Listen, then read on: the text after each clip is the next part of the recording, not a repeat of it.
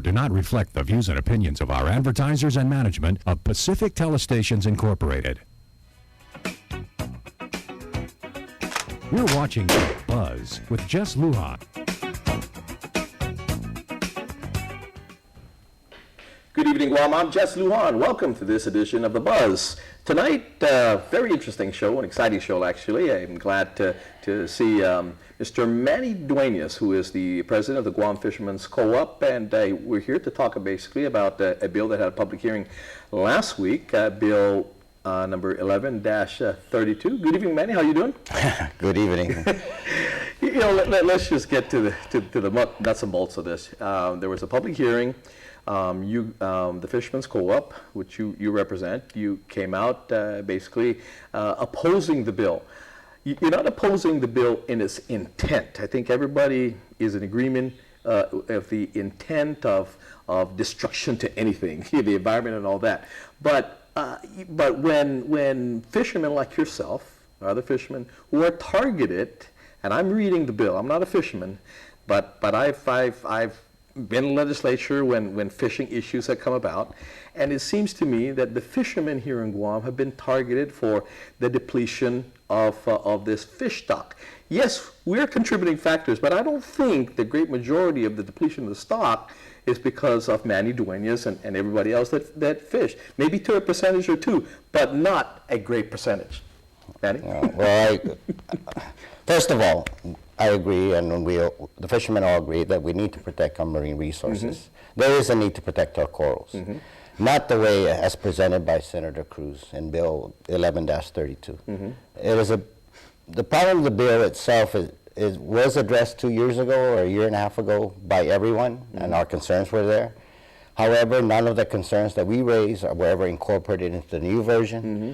and then new sections were added on. And if you look at the bill talks first about coral. Okay. And it talks about aggravating circumstances. But you read through the bill, there's no aggravating circumstances. It means any person who drops an anchor, willfully or wantonly or whatever. In an emergency situation for fishermen, if we're seeking refuge, we need to stop our boat from hitting the reef and perhaps doing more damage to the coral, but we're more concerned about our lives and the safety of our people on the boat. And you should be. Well, I certainly hope so, that life over property is more important, but mm-hmm. So we drop an anchor to secure the boat, and till help comes our way. And the thing is, we'll be fined $500 automatically, and we fail to report. Let's say our boat ends up over the reef, and we're all cut up and all bruised. If we don't report this mm-hmm. within 24 hours, and we're all at GMH under ICU or whatever, we're fined another $5,000. Mm. So the bill itself becomes ridiculous, and they said it's because of the military buildup. I don't believe that story. It's a group of people that want to protect the corals, and again, we support that. Mm-hmm, mm-hmm. But there has to be an exemption for extenuating circumstances, sure, because that's the only time actually a fisherman will be over the reef. Mm-hmm. I mean, I'm not a fisherman. I've gone out in boats a few times, but all the times I've been on the boat, the few times that I have, they have a proper docking. Never have they intentionally gone into the reef, and I, got my blessings that we've never had an emergency where we've had to drop anchor in an emergency. It's always safety first. Right. And the other thing about protecting the reef is that Guam has a fringing reef. Mm-hmm. They're copying a law from Florida that has 30,000 square kilometers mm-hmm. of reef that is less than 20 feet deep. Okay. Mm-hmm. And that's where ships and boats drive over. Mm-hmm. On Guam, the only time you drive over the reef, like I said, is by pure accident or an emergency situation, mm-hmm, mm-hmm. because our reefs are all along the island. Sure, and there's nothing in between where we want to access to, mm-hmm. between outside the reef and inside the reef.